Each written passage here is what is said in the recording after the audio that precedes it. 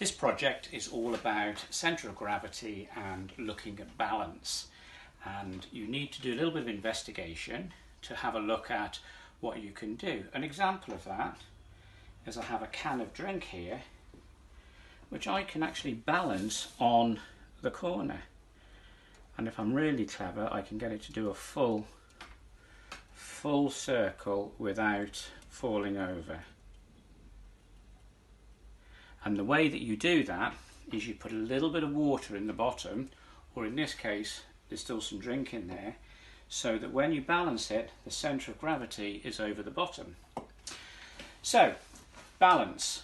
We can balance a ruler by finding out where halfway is. We can then make these things. This bottle is balanced on a piece of cardboard. Now this is something a little bit more complex. It's where I've glued bits of cardboard together and it's just balancing, and the centre of gravity is directly over where it touches the workbench. These ones are slightly different. Butterfly, and they can swing around, and an aeroplane.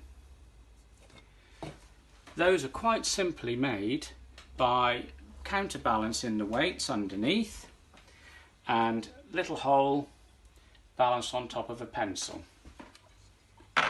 So using the materials that you've got at home, cardboard, making a template maybe, so we know that if we need to get it equal we can fold a piece of paper in half, draw it out, open out, and that will give you it exactly the same either side.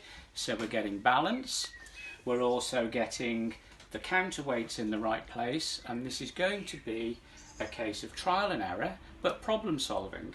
So if you want it slightly lopsided like I have with this aeroplane, you can put the weight slightly in so that it pulls it down.